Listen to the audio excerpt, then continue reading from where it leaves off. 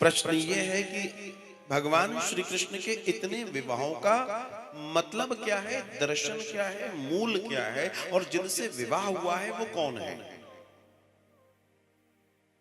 तो एक बात दिमाग में रखिए कि ईश्वर का विवाह किसी सामान्य जीव से नहीं होगा, जीवात्मा से नहीं होगा। ईश्वर का विवाह किसी उसी के बराबर की शक्तियों से होगा, अन्यथा सामान्य व्यक्ति का सामर्थ्य नहीं है। तो ये 16,108 का मूल दर्शन क्या है, इसे समझने का प्रयास करते हैं। जब भगवान द्वापर में अवतार लेने लगे तो इस प्रकृति ने, इस प्रवृत्ति ने भगवान से निवेदन किया कि आप हर बार जब भी कहीं लीलाएं करते हैं, कोई ना कोई अपनी प्रकृति को साथ में लेते हैं। हम चाहते हैं कि इस बार हम सब साथ में चलें, हम सब साथ में आपकी लीला में शामिल हो जाएं। भगवान ने कहा ठीक है। तो ये कौन है? पृथ्वी, जल, वायु, आकाश, अग्नि, मन, बुद्धि, अहंकार, 8 जो ब्रह्मांड को रचता है। जो ब्रह्मांड है वो इसी से बनता है। जो भी आप देख रहे हैं इन 8 तत्वों से गठित है। जो भी आपको दिख रहा है इन्हीं 8 से गठित होता है। इसमें से एक तत्व भी कम हो जाए मामला नहीं बनेगा। इसका मतलब जो सृष्टा है, जो सृष्टा है, जो सृष्टि को रचने वाला है, ये उसके वो अधिभूत हैं जिनसे वो भगवान कहलाता है। जो इन 8 को साध सकता है उसे भगवान कहते हैं, ईश्वर कहते हैं। पृथ्वी, जल, वायु, आकाश, अग्नि, मन, बुद्धि, अहंकार। तो इन 8 ने इस बार भगवान के साथ लीला में प्रवेश किया है, उनकी स्त्री बनकर।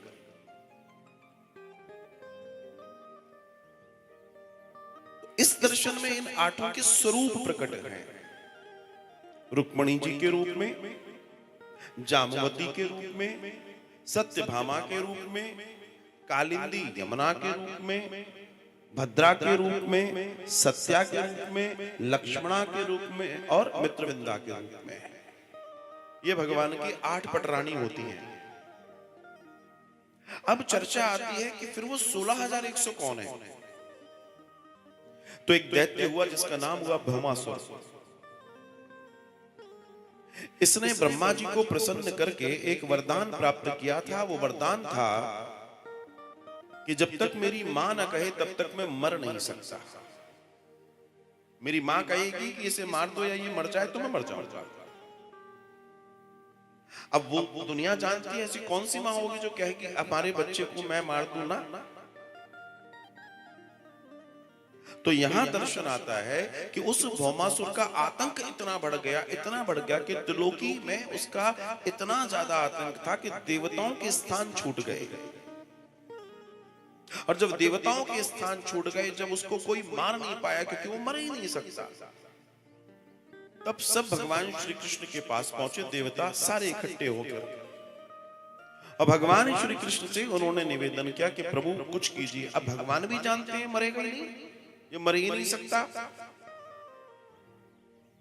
तो ये जो देवता पहुंचे थे ये भगवान के सत्यभामा के महल में पहुंचे थे। हर रानी का अपना अलग महल है और भगवान अलग अलग रूप में सबके साथ रह रहे हैं। तो सत्यभामा के जब महल में पहुंचे तो भगवान ने कहा देवताओं से अच्छा हम चलते हैं। तो सत्यभामा कहती हैं अरे जब वो मारा ही नहीं जाएगा तो आप करेंगे क्या? उसके पास तो वरदान है जैसा कि देवता बता रहे हैं। भगवान ने कहा देवी देखते हैं है क्या, समझते हैं जरा। अब जब ये लोग आए हैं तो चलना तो पड़ेगा, जाना तो पड़ेगा। सत्यभामा कहती है अगर आप आज्ञा दें तो मैं भी चलूं। भगवान कहते हैं देवी बिल्कुल आपकी तो जरूरत है। सत्यभामा कहती है क्यों? नहीं, वो भगवान कहने लगे मेरा तात्पर्य है कि आप रहेंगे तो अच्छा है, देखो कैसे युद्ध होता है।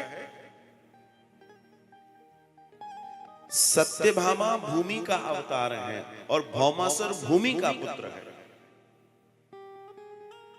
लेकिन अभी इस लीला में सत्यभामा जी को ये बोध नहीं है कि वो मेरा ही पुत्र है, और वो मरेगा कब? जब उसकी मां कहेगी।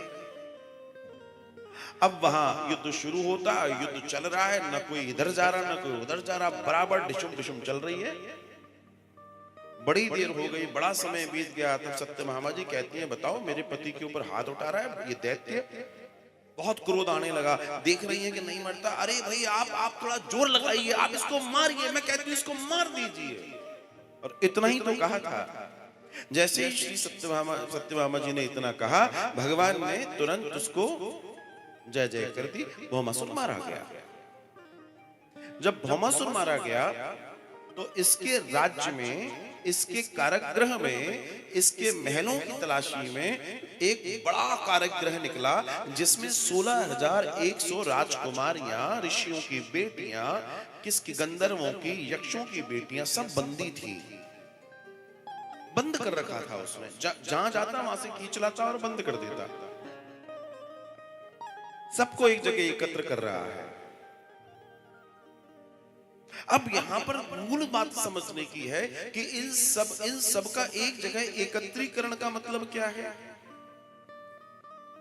ये सब दूर दूर से एक जगह कैसे आ गया? तो इसका भी एक कथा आती है। एक बार उपासना कांड की, वेदों के उपासना कांड की ऋचाओं ने भगवान से निवेदन किया कि आप हमारा वर्ण कर ले, हमें कभी मूर्त रूप में, मतलब जीवंत रूप में कभी लीला में प्रवेश करा दीजिए। किसने कहा? वेदों की ऋचाओं ने। वेद और भगवान में अंतर नहीं है, बराबर सामर्थ्य है। भगवान जब राम होते हैं तो वेद रामायण होते हैं, भगवान जब कृष्ण होते हैं तो वेद गीता और महाभारत होते हैं। ध्यान दीजिएगा, वही भगवान का सामर्थ्य और परिचय है, वही भगवान का सामर्थ्य और परिचय है। तो यहां बड़ी दिव्यता के साथ भगवान ने देखा कि सब बंदी हैं, तो पूर्व भगवान के पास जो जो गया कि आप हमारा वर्ण कर लें, भगवान ने सबसे कहा अभी नहीं, द्वापर में, अभी नहीं, द्वापर में, अभी नहीं, द्वापर में। तो ये सब अलग अलग जगह एकत्र प्रकट हुई। उसके बाद भौमासुर नाम का एक, भगवान की कृपा से एक दैत्य आता है, जिसको देखा जाए तो भगवान ने ही नियुक्त किया है कि सबको एक जगह एकत्र करो।